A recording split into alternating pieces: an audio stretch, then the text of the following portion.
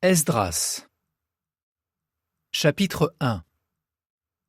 Dans la première année du roi Cyrus de Perse, Jéhovah incita le roi Cyrus de Perse à faire une proclamation dans tout son royaume pour que s'accomplisse la parole de Jéhovah transmise par Jérémie.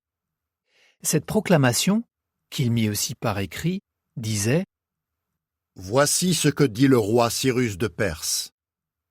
Jéhovah, le Dieu du ciel, m'a donné tous les royaumes de la terre, et il m'a chargé de lui construire une maison à Jérusalem qui est en Juda.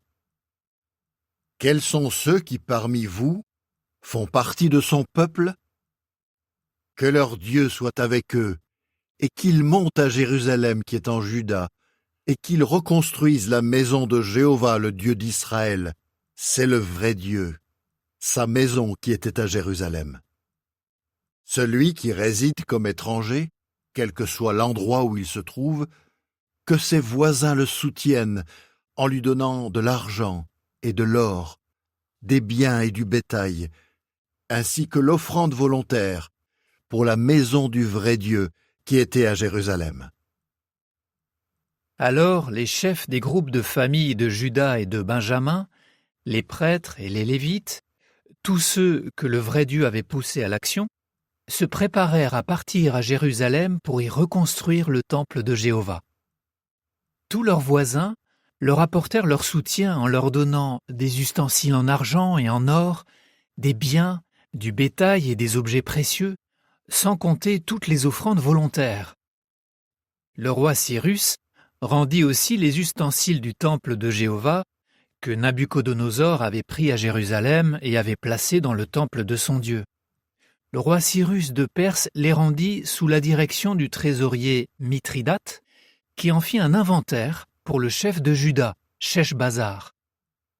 Voici donc l'inventaire : 30 récipients en or en forme de corbeille, 1000 récipients en argent en forme de corbeille, 29 récipients de rechange, 30 petits bols en or, 410 petits bols en argent et 1000 autres ustensiles.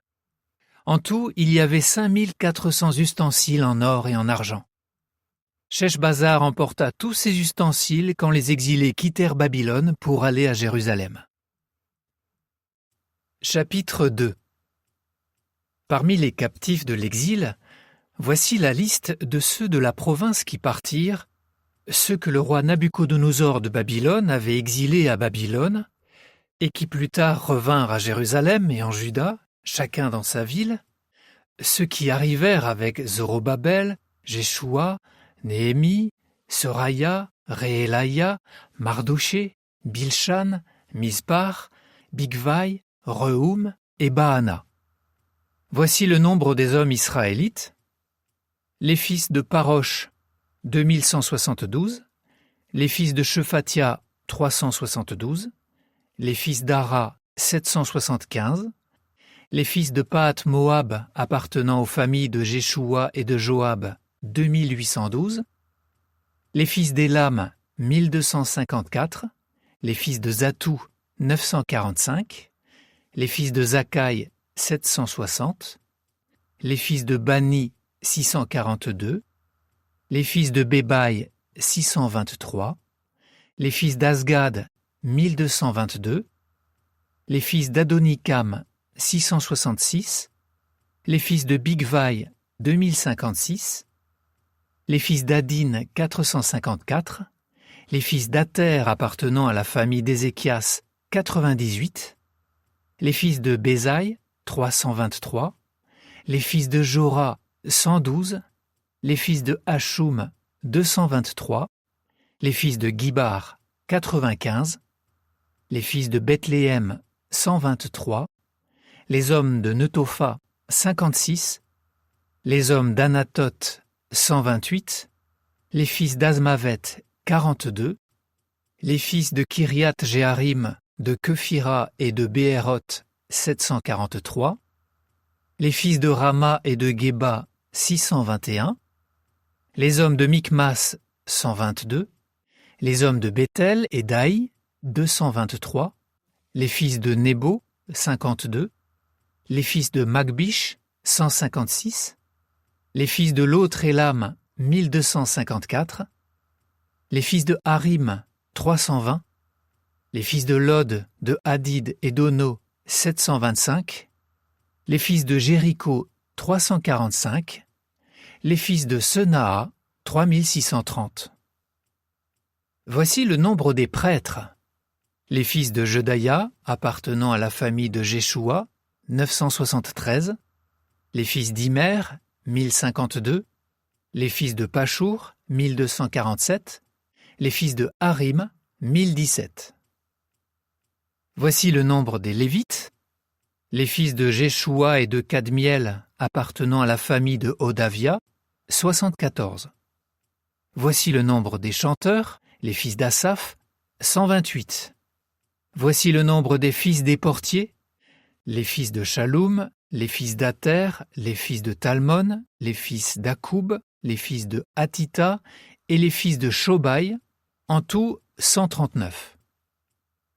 Dans le groupe des serviteurs du temple, il y avait les fils de Zia, les fils de Hasoufa, les fils de Tabaoth, les fils de Kéros, les fils de Siaa, les fils de Padon, les fils de Lebana, les fils de Agaba, les fils d'Akoub, les fils de Agab, les fils de Salmaï, les fils de Hanan, les fils de Guidel, les fils de Gahar, les fils de Réaïa, les fils de Rezin, les fils de Nekoda, les fils de Gazam, les fils d'Ouza, les fils de Passéa, les fils de Bessaï, les fils d'Asna, les fils de Méonim, les fils de Nefusim, les fils de Bakbouk, les fils de Akoufa, les fils de Harour,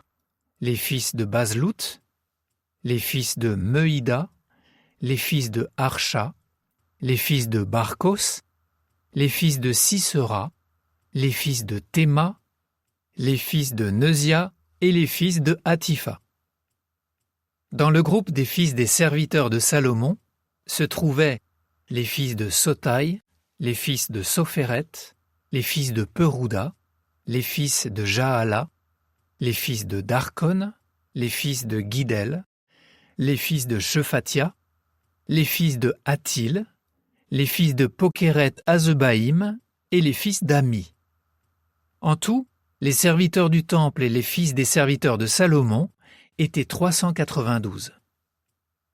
Et voici le nombre de ceux qui quittèrent tel Méla, tel Archa, Keroub, Adon et Imer, mais qui ne purent pas prouver qu'ils étaient israélites en confirmant leur groupe de famille et leur origine familiale. Les fils de Delaya, les fils de Tobia et les fils de Nekoda, 652. Et parmi les fils des prêtres, les fils de Abaya, les fils de Hakoz et les fils de Barzilai, qui s'était marié avec l'une des filles de Barzilai le Galaadite et avait pris le nom de son beau-père. Ceux-là cherchèrent leur registre pour établir leur généalogie, mais ils ne les trouvèrent pas. Il ne leur fut donc pas permis d'exercer la prêtrise. Le gouverneur leur dit qu'ils ne pourraient pas manger des choses très saintes tant qu'on n'aurait pas trouvé de prêtre qui puisse interroger Dieu par le moyen de l'Urim et du Tumim. Le nombre total des membres du groupe était de 42 360, sans compter leurs 7 337 esclaves, hommes et femmes. Il y avait aussi avec eux 200 chanteurs et chanteuses. Ils avaient 736 chevaux, 245 mulets, ainsi que 435 chameaux et 6720 ânes. Quand ils arrivèrent au temple de Jéhovah à Jérusalem, certains chefs de groupes de familles firent des offrandes volontaires pour le temple du vrai Dieu, afin qu'il soit reconstruit là où il se trouvait auparavant. Ils donnèrent chacun selon leurs moyens. En tout, ils donnèrent pour la trésorerie du chantier 61 000 drachmes d'or, 5 000 mines d'argent et 100 robes pour les prêtres. Les prêtres, les lévites, les chanteurs, les portiers, les serviteurs du temple et le reste de la population s'installèrent dans leur ville. C'est ainsi que tous les Israélites s'installèrent dans leur ville. Chapitre 3. Quand arriva le 7e mois, et que les Israélites furent installés dans leur ville, ils se réunirent d'un commun accord à Jérusalem. Jéchoua, fils de Jehozadak, et les prêtres qui officiaient avec lui, ainsi que Zorobabel, fils de Shealtiel, et ses frères, se mirent au travail et construisirent l'autel du Dieu d'Israël, afin de pouvoir offrir dessus des holocaustes, selon ce qui est écrit dans la loi de Moïse, l'homme du vrai Dieu. Ils installèrent donc l'autel là où il se trouvait auparavant, même s'ils avaient peur des peuples des pays voisins, et ils se mirent à offrir dessus des holocaustes à Jéhovah, les holocaustes du matin et du soir. Puis ils célébrèrent la fête des huttes, comme le demandait la loi, et ils offrirent jour après jour le nombre exact d'holocaustes qui était exigé. Par la suite, ils offrirent les holocaustes réguliers, les sacrifices pour les nouvelles lunes, et ceux pour toutes les époques de fête de Jéhovah, époques sanctifiées, ainsi que les sacrifices de tous ceux qui avaient envie de faire une offrande volontaire à Jéhovah. À partir du 1er jour du 7e mois, ils commencèrent à offrir des holocaustes à Jéhovah, alors que les fondations du temple de Jéhovah n'étaient pas encore posées. Ils donnèrent de l'argent aux tailleurs de pierre et aux artisans, et ils donnèrent de la nourriture, des boissons et de l'huile aux Sidoniens et aux Tyriens, pour qu'ils fassent venir à Jopé par la mer du bois de cèdre du Liban, selon l'autorisation que leur avait accordée le roi Cyrus de Perse. Dans la 2e année après leur arrivée au temple du vrai Dieu à Jérusalem, le 2e mois, Zorobabel, fils de Shealtiel, Jéchoua, fils de Jehozadak, ainsi que le reste de leurs frères, les prêtres et les Lévites, et tous ceux qui étaient venus à Jérusalem après la captivité, se mirent au travail. Ils chargèrent les Lévites de 20 ans et plus de diriger le travail pour le temple de Jéhovah. Jéchoua, ses fils et ses frères, ainsi que Kadmiel et ses fils, de la famille de Juda, coopérèrent pour diriger ceux qui effectuaient le travail au temple du vrai Dieu. Les fils de Henadad, leurs fils et leurs frères, les Lévites, se joignirent également à eux. Quand les ouvriers posèrent les fondations du temple de Jéhovah, les prêtres en vêtements officiels avec des trompettes, et les Lévites, les fils d'Asaph avec des cymbales, prirent place pour louer Jéhovah, selon les indications qu'avait données le roi David d'Israël. Et ils se mirent à chanter, ils louaient Jéhovah et le remerciaient, et un groupe après l'autre chantait « Car il est bon, et son amour fidèle envers Israël est éternel. » Puis tout le peuple prononça d'une voix forte une louange à Jéhovah, parce que les fondations du temple de Jéhovah avaient été posées. Pendant qu'on posait sous leurs yeux les fondations de ce temple, beaucoup de prêtres, de Lévites et de chefs de groupes de famille, les hommes âgés qui avaient vu l'ancien temple, pleuraient bruyamment, tandis que beaucoup d'autres poussaient de grands cris de joie. On ne pouvait pas distinguer le bruit des cris de joie du bruit des pleurs. En effet, la clameur était telle que le bruit s'entendait de très loin. Chapitre 4. Quand les ennemis de Juda et de Benjamin apprirent que les exilés rapatriés construisaient un temple à Jéhovah, le Dieu d'Israël, ils allèrent aussitôt voir Zorobabel et les chefs de groupes de famille, et ils leur dirent : « Laissez-nous construire avec vous.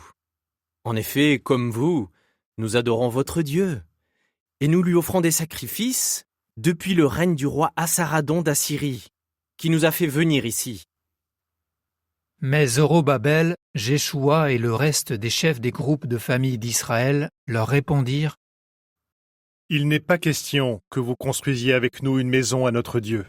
C'est nous seuls qui la construirons pour Jéhovah, le Dieu d'Israël, comme nous l'a ordonné le roi Cyrus, roi de Perse. » Alors les gens du pays cherchèrent constamment à décourager les Juifs et à leur faire peur pour qu'ils arrêtent de construire.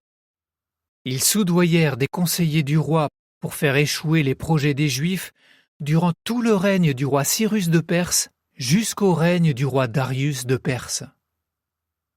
Au début du règne d'Assuérus, ils écrivirent une lettre d'accusation contre les habitants de Juda et de Jérusalem. Et pendant le règne du roi Artaxercès de Perse, Bishlam, Mithridate, Tabéel et le reste de ses collègues écrivirent au roi Artaxercès. Ils traduisirent la lettre en araméen et l'écrivirent en caractère araméen. Rehoum, un des fonctionnaires en chef du gouvernement, ainsi que le scribe Shimshai, écrivirent au roi Artaxercès une lettre accusant les habitants de Jérusalem en ces termes.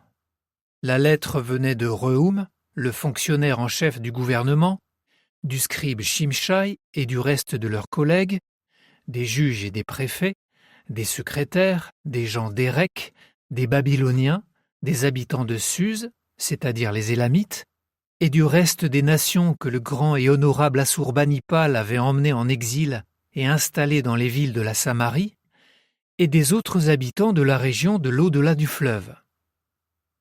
Et maintenant, voici une copie de la lettre qu'ils lui envoyèrent.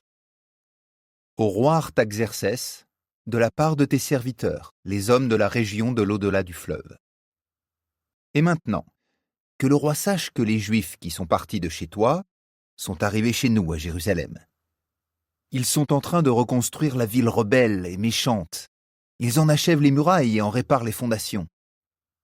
Maintenant, que le roi sache que si cette ville est reconstruite et si ses murailles sont achevées, ils ne paieront ni impôts, ni tribut, ni droits de passage, et les finances des rois subiront des pertes.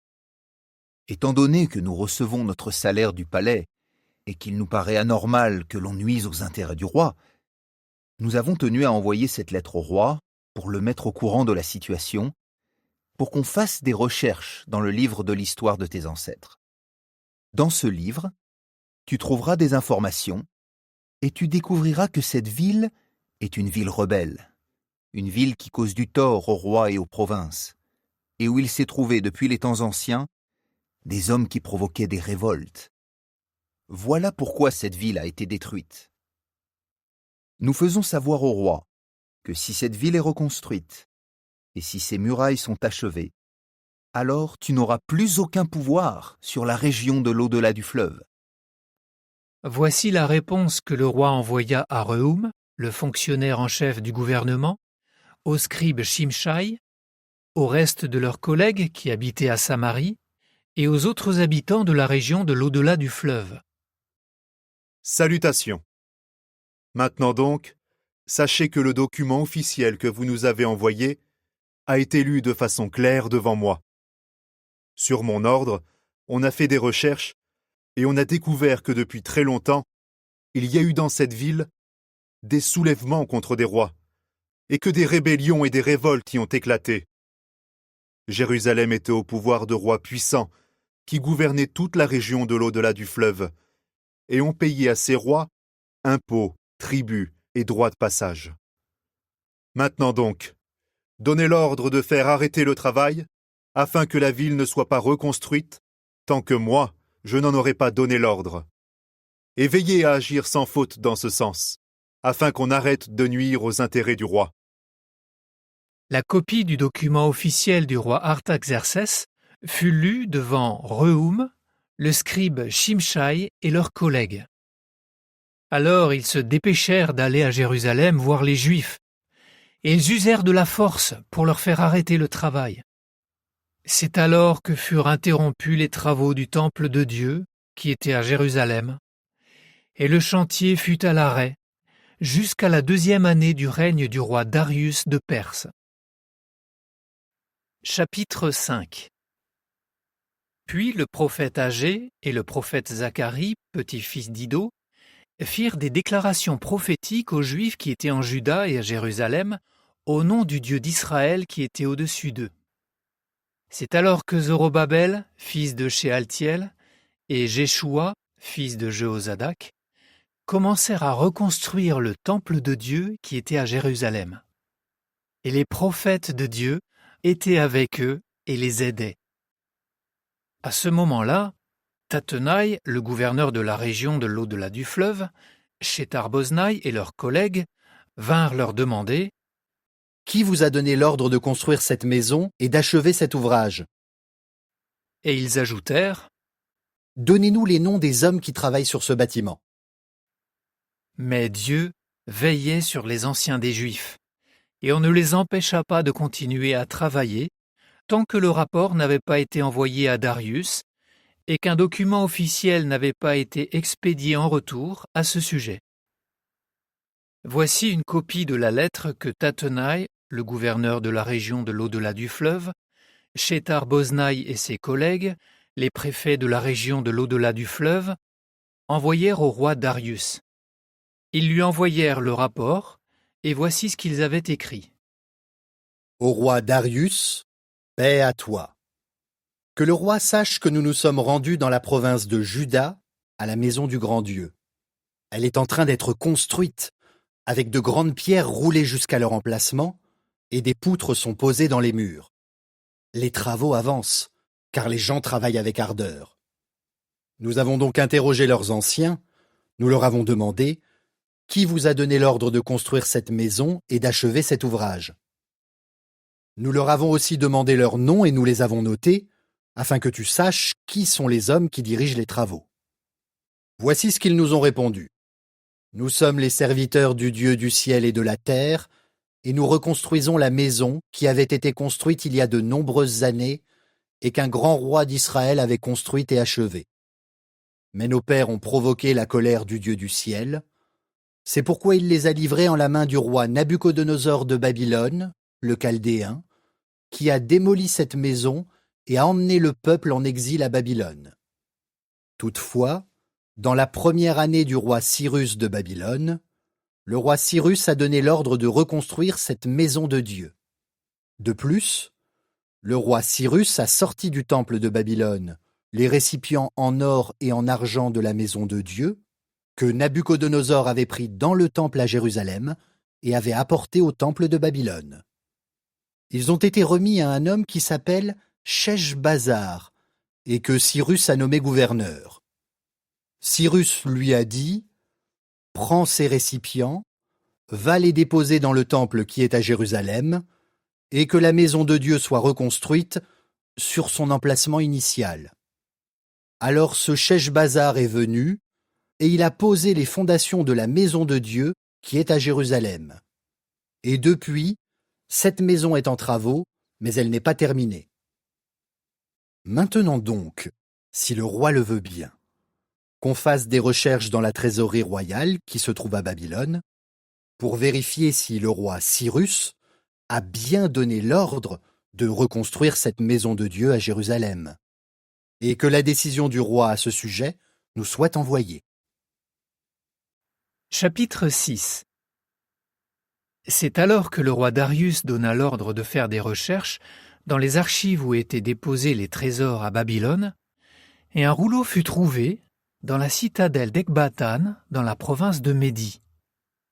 Voici le compte-rendu officiel qui était écrit sur ce rouleau. Dans la première année du roi Cyrus, le roi Cyrus a donné un ordre concernant la maison de Dieu à Jérusalem. Que la maison soit reconstruite comme lieu où l'on offre des sacrifices, et que ses fondations soient mises en place. Sa hauteur sera de 60 coudées et sa largeur de 60 coudées. Il y aura 3 assises faites de grandes pierres roulées jusqu'à leur emplacement et une assise en bois, et que la dépense soit payée par la trésorerie royale.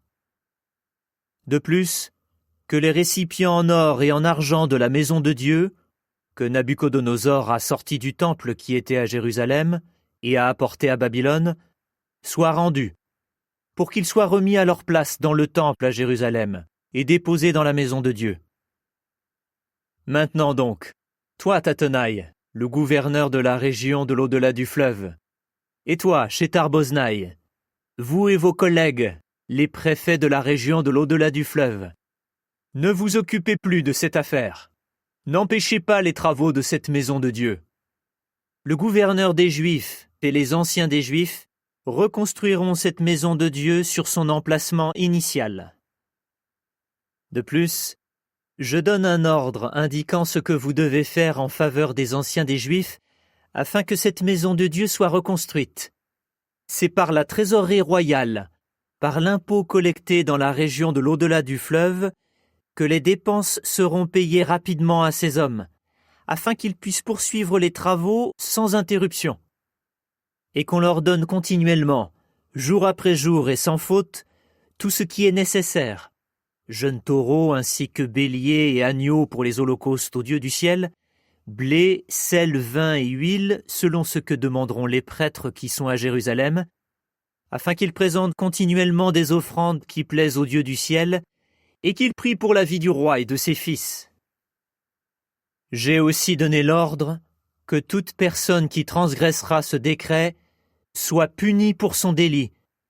Elle sera attachée en haut d'une pièce de bois arrachée de sa maison, et sa maison sera transformée en toilette publique. Que le Dieu qui a fait résider là son nom renverse tout roi et peuple qui tenterait de transgresser cet ordre en détruisant cette maison de Dieu qui est à Jérusalem. Moi, Darius, j'ai donné cet ordre, qu'il soit exécuté rapidement. Alors Tattenaï, le gouverneur de la région de l'au-delà du fleuve, Shethar-Boznaï et leurs collègues, exécutèrent sans tarder tout ce que le roi Darius avait ordonné.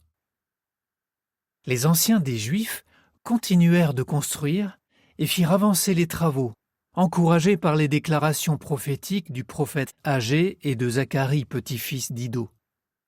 Ils achevèrent la construction suivant l'ordre du Dieu d'Israël et l'ordre de Cyrus, de Darius et du roi Artaxercès de Perse.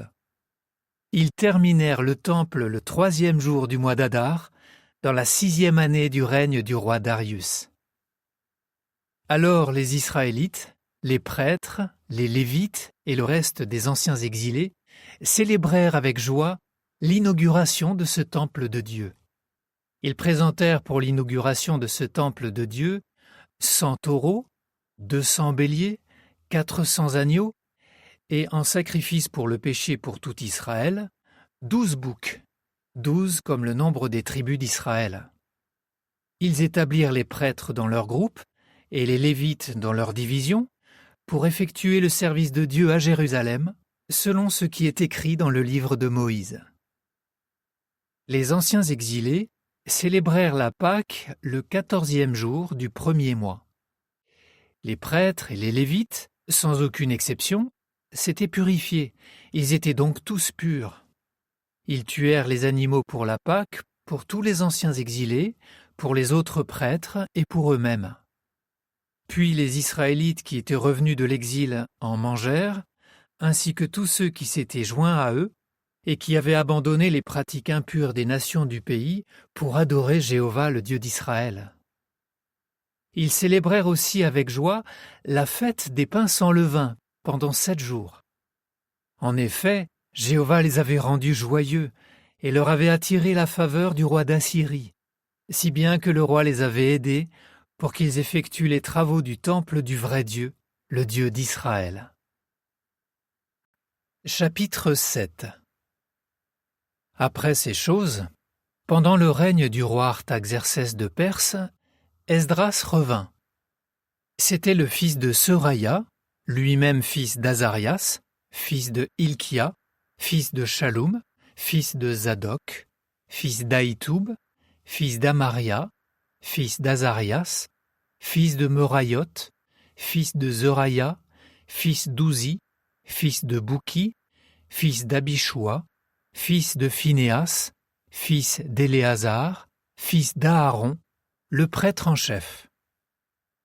Esdras vint de Babylone. C'était un scribe qui connaissait bien la loi de Moïse, donnée par Jéhovah le Dieu d'Israël. Le roi lui accorda tout ce qu'il demandait, car Jéhovah son Dieu était avec lui.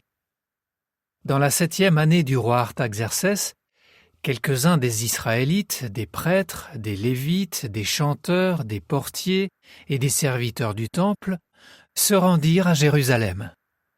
Et Esdras vint à Jérusalem le 5e mois, dans la 7e année du roi. Il quitta Babylone le 1er jour du 1er mois, et il arriva à Jérusalem le 1er jour du 5e mois, car son Dieu bienveillant était avec lui. Esdras avait préparé son cœur à consulter la loi de Jéhovah et à la pratiquer et à enseigner les ordres et les règles de justice de la loi en Israël.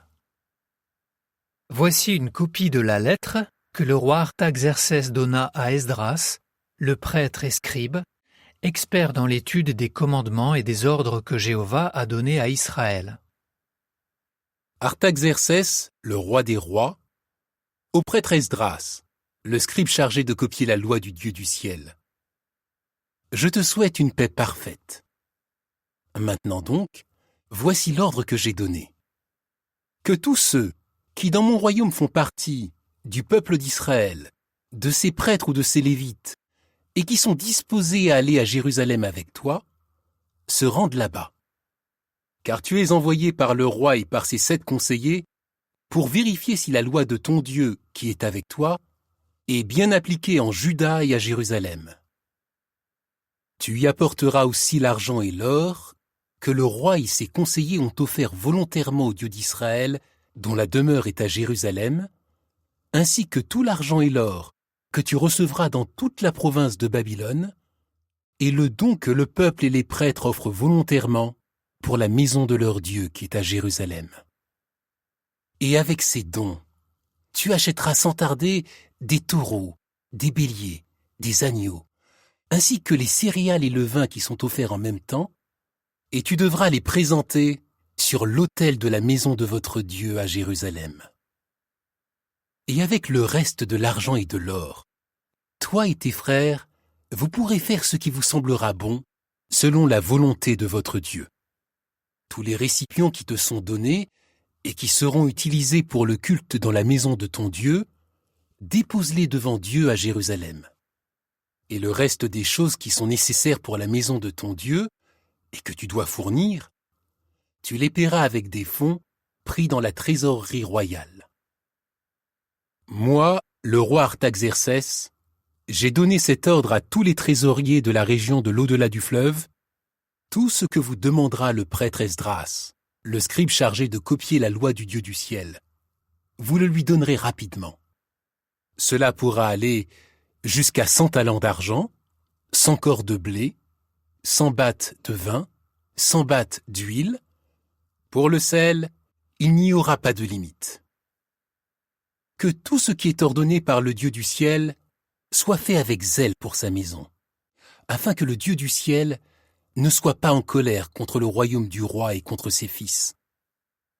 Sachez par ailleurs qu'on ne pourra imposer aucun impôt, tribut ou droit de passage à un prêtre, à un lévite, à un musicien, à un portier, à un serviteur du temple ou à un ouvrier de cette maison de Dieu.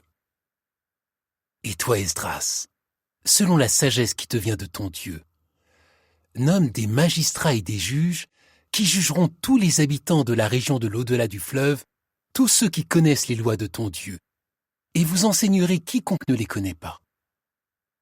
Et quiconque ne respecte pas la loi de ton Dieu et la loi du roi doit être puni rapidement, soit de mort, soit d'exil, soit d'une amende, soit d'emprisonnement. Que Jéhovah, le Dieu de nos ancêtres, soit loué, lui qui a mis dans le cœur du roi l'envie d'embellir le temple de Jéhovah à Jérusalem. Et il m'a témoigné son amour fidèle en m'attirant la faveur du roi, de ses conseillers et de tous les puissants princes du roi. J'ai donc pris courage, car Jéhovah mon Dieu était avec moi, et j'ai rassemblé les hommes importants d'Israël pour qu'ils partent avec moi. Chapitre 8. Or voici les noms des chefs de groupes de familles et la liste famille par famille des hommes qui partirent avec moi de Babylone pendant le règne du roi Artaxercès. Parmi les fils de Phinéas, Gershom, parmi les fils d'Ithamar, Daniel, parmi les fils de David, Hattush, parmi les fils de Shekania, parmi les fils de Parosh, Zacharie, et avec lui il y avait 150 hommes enregistrés sur la liste généalogique. Parmi les fils de Pahat Moab, Elioénaï, fils de Zeraya, et avec lui 200 hommes. Parmi les fils de Zatou, Shekania, fils de Jahaziel, et avec lui 300 hommes. Parmi les fils d'Adin, Ebed, fils de Jonathan, et avec lui 50 hommes. Parmi les fils d'Élam, Jechaïa, fils d'Atalia, et avec lui 70 hommes. Parmi les fils de Shephatia, Zebadia, fils de Michel, et avec lui 80 hommes. Parmi les fils de Joab, Abdias, fils de Jeuiel, et avec lui 218 hommes. Parmi les fils de Bani, Shelomith, fils de Josiphia, et avec lui 160 hommes. Parmi les fils de Bébaï, Zacharie, fils de Bébaï, et avec lui 28 hommes. Parmi les fils d'Azgad, Johanan, fils de Hakatan, et avec lui 110 hommes. Parmi les fils d'Adonikam, voici les noms de ceux qui furent les derniers, Éliphélet, Jéhiel et Shemaïa, et avec eux 60 hommes. Et parmi les fils de Bigvaï, Outaï et Zaboud, et avec eux 70 hommes. Je les ai rassemblés près de la rivière qui coule vers Ahava, et nous avons campé là pendant 3 jours. Mais quand j'ai passé en revue le peuple et les prêtres, je n'ai trouvé là aucun lévite. J'ai donc convoqué Eliezer, Ariel, Shemaïa, Elnathan, Jarib, Elnathan, Nathan, Zacharie et Meshulam, qui étaient des hommes importants, ainsi que Joyarib et Elnathan, qui étaient des enseignants. Puis je leur ai donné un ordre au sujet d'Ido, qui était chef dans la localité appelée Cassifia. Je leur ai demandé de dire à Ido et à ses frères, les serviteurs du temple qui vivaient à Cassifia, de nous amener des assistants pour le temple de notre Dieu. Comme notre Dieu bienveillant était avec nous, ils ont amené un homme avisé parmi les fils de Mali, petit-fils de Lévi, lui-même fils d'Israël, à savoir Chérébia, ainsi que ses fils et ses frères, 18 hommes. Ils ont aussi amené Achabia, et avec lui Jechaïa, un Merarite, ainsi que ses frères et leurs fils, 20 hommes. Et parmi les serviteurs du temple, que David et les princes avaient mis au service des Lévites, il y avait 220 hommes. Tous avaient été désignés par leur nom. Alors j'ai proclamé là, près de la rivière qu'on appelle l'Ahava, un jeûne pour nous humilier devant notre Dieu, pour lui demander qu'il nous guide, afin que le voyage se passe bien, pour nous, nos enfants et tous nos biens. J'aurais eu honte de demander au roi des soldats et des cavaliers pour nous protéger de nos ennemis sur le chemin, parce que nous avions dit au roi, « Notre Dieu bienveillant est avec tous ceux qui le cherchent, mais sa force et sa colère sont contre tous ceux qui l'abandonnent. » Nous avons donc jeûné et demandé à notre Dieu de nous guider durant notre voyage, et il a écouté notre supplication. Ensuite, j'ai mis à part 12 hommes parmi les chefs des prêtres, à savoir Chérébia et Achabia, ainsi que 10 de leurs frères. J'ai pesé l'argent, l'or et les ustensiles, la contribution que le roi, ses conseillers, ses princes et tous les Israélites présents avaient faite pour le temple de notre Dieu, puis je leur ai remis le tout. Voici ce que j'ai pesé puis confié aux 12 hommes, 650 talents d'argent, 100 ustensiles en argent valant 2 talents, 100 talents d'or, 20 petits bols en or valant 1000 darics, et 2 ustensiles en cuivre fin d'un rouge brillant, aussi précieux que l'or. Puis je leur ai dit, « Vous êtes saints pour Jéhovah, et ces ustensiles sont saints, et l'argent et l'or sont une offrande volontaire pour Jéhovah, le Dieu de vos ancêtres. Prenez-en grand soin, jusqu'à ce que vous les pesiez devant les chefs des prêtres et des Lévites, et devant les princes des groupes de familles d'Israël, à Jérusalem dans les salles de la maison de Jéhovah. » Les prêtres et les Lévites prirent donc l'argent, l'or et les ustensiles qui avaient été pesés et leur avaient été remis, afin de les apporter à Jérusalem, au temple de notre Dieu. Finalement, nous sommes partis de Lahava le 12e jour du 1er mois pour aller à Jérusalem. Notre Dieu était avec nous, et il nous a sauvés de la main de nos ennemis et des embuscades sur la route. Nous sommes donc arrivés à Jérusalem, et 3 jours ont passé. Le 4e jour, nous avons pesé l'argent, l'or et les ustensiles dans le temple de notre Dieu, et nous les avons remis à Merémoth, fils du prêtre Uri, qui était avec Éléazar, fils de Phinéas. Et avec eux, il y avait les Lévites Josabad, fils de Jéchoua, et Noadia, fils de Binoui. Tout a été compté et pesé, et chaque poids a été noté. Ceux qui revenaient de la captivité, les anciens exilés, ont présenté des holocaustes au Dieu d'Israël. 12 taureaux pour tout Israël, 96 béliers, 77 agneaux, et en sacrifice pour le péché, 12 boucs. Le tout a été offert en holocauste à Jéhovah. Puis nous avons remis les ordres du roi aux satrapes du roi et aux gouverneurs de la région de l'au-delà du fleuve, et ils ont aidé le peuple et ont fait des offrandes pour le temple du vrai Dieu. Chapitre 9.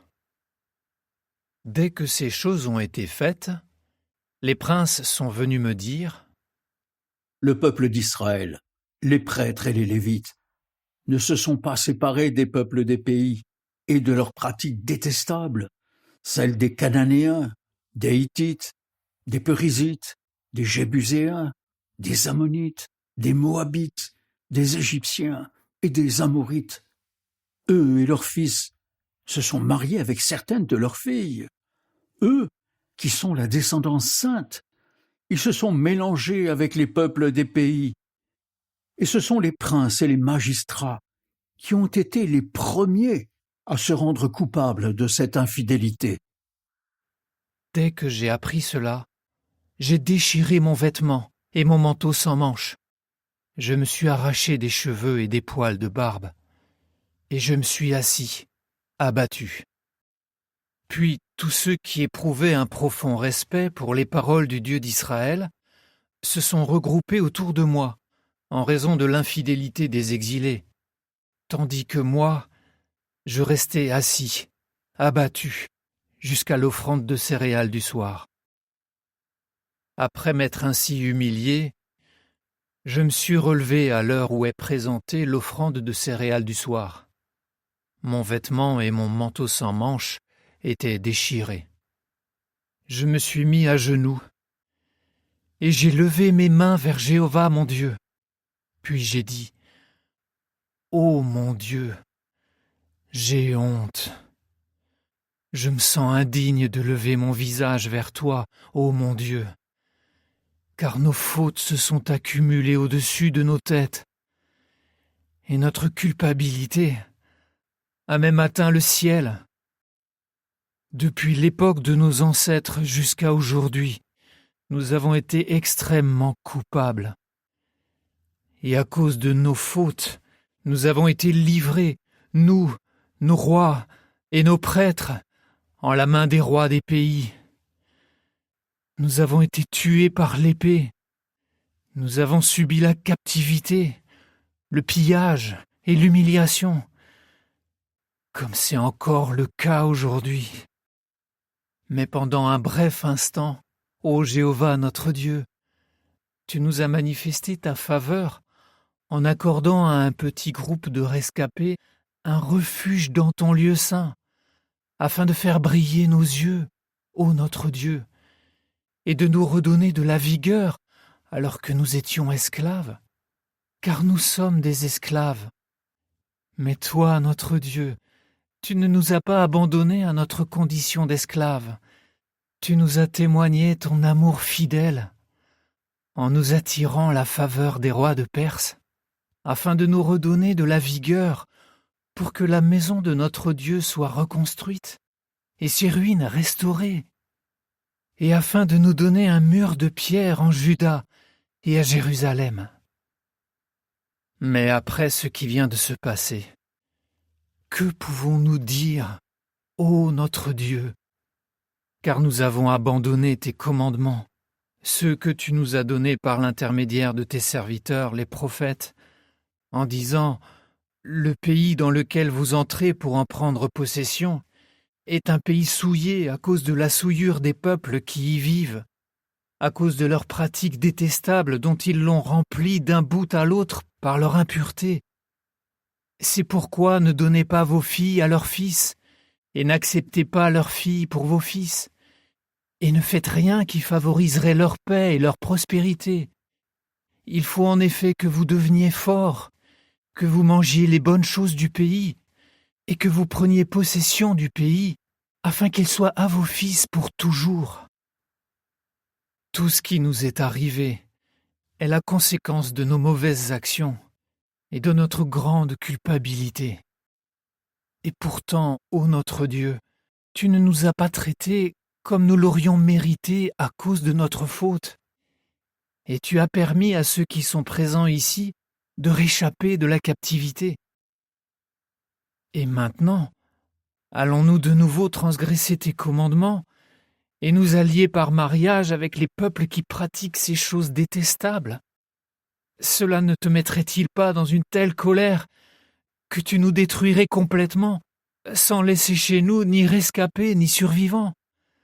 Ô Jéhovah, le Dieu d'Israël, tu es juste, car un groupe de rescapés a survécu jusqu'à aujourd'hui.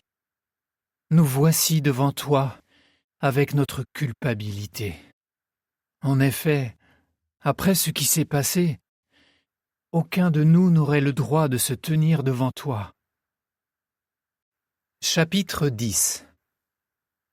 Pendant qu'Esdras priait et confessait les péchés de son peuple, en pleurant et en restant prosterné devant le temple du vrai Dieu, une grande foule d'hommes, de femmes et d'enfants israélites se regroupa autour de lui, et tout le monde pleurait abondamment. Alors Shekania, fils de Jehiel, qui faisait partie des fils d'Élam, dit à Esdras : « Nous nous sommes montrés infidèles envers notre Dieu, en nous mariant avec des femmes étrangères, prises parmi les peuples du pays. Toutefois, tout espoir n'est pas perdu pour Israël.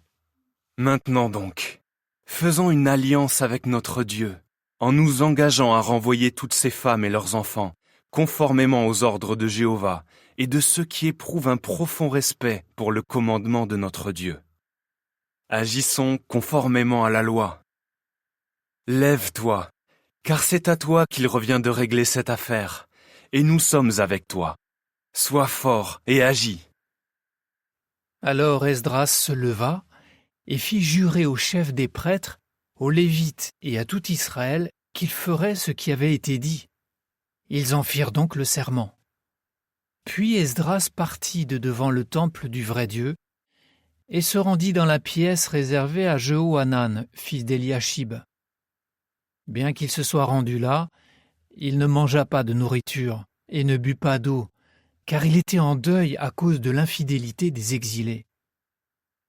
On fit ensuite une proclamation dans tout Juda et Jérusalem pour demander à tous les anciens exilés de se rassembler à Jérusalem. Et conformément à la décision des princes et des anciens, quiconque ne viendrait pas dans un délai de 3 jours verrait tous ses biens confisqués, et lui-même serait exclu de l'assemblée des exilés. Tous les hommes de Juda et de Benjamin se rassemblèrent donc à Jérusalem dans un délai de 3 jours. C'était le 20e jour du 9e mois. Tout le peuple était assis dans une cour du temple du vrai Dieu, frissonnant à cause de l'affaire en cours et aussi à cause de la forte pluie qui tombait. Puis le prêtre Esdras se leva et leur dit : « Vous vous êtes montrés infidèles à Dieu en vous mariant avec des femmes étrangères, et vous avez aggravé la culpabilité d'Israël. Maintenant donc, confessez-vous à Jéhovah, le Dieu de vos ancêtres, et faites sa volonté. Séparez-vous des peuples du pays et de ces femmes étrangères. » Alors toute l'assemblée répondit d'une voix forte : « Nous sommes tenus de faire exactement ce que tu nous dis. Toutefois, nous sommes très nombreux et c'est la saison des pluies. Il n'est pas possible de rester dehors. Or, cette affaire ne pourra pas être réglée en 1 jour ou 2 seulement. car nous sommes nombreux à nous être rebellés dans cette affaire. Alors, s'il te plaît, que nos princes représentent toute l'assemblée, que tous les hommes qui dans nos villes se sont mariés avec des femmes étrangères viennent à un moment qu'on leur indiquera, et avec eux les anciens et les juges de chaque ville, jusqu'à ce que nous ayons détourné de nous la colère ardente de notre Dieu que cette affaire a déclenchée. Cependant, Jonathan, fils d'Asaël, et Jazia, fils de Tikva, contestèrent cette décision, et les Lévites Meshulam et Shabtai prirent parti pour eux. Mais les anciens exilés firent ce qu'ils avaient promis. Alors le prêtre Esdras, ainsi que les chefs de famille des différents groupes de familles, qui furent tous désignés par leur nom, se réunirent à part le premier jour du 10e mois pour examiner l'affaire entre eux. Le premier jour du premier mois, ils avaient examiné la situation de tous les hommes qui s'étaient mariés avec des femmes étrangères. On découvrit que certains fils des prêtres s'étaient mariés avec des femmes étrangères. Parmi les fils de Jéchoua, lui-même fils de Jehozadak, et ses frères, il y avait Maaseia, Eliezer, Jarib et Gedalia. Mais ils promirent de renvoyer leurs femmes, et puisqu'ils étaient coupables, ils promirent aussi d'offrir un bélier du troupeau en sacrifice de réparation.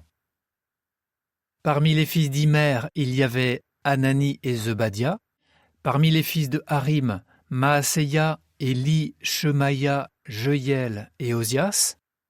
Parmi les fils de Pachour, Élioénaï, Maaseia, Ismaël, Netanel, Josabad et Éléasa.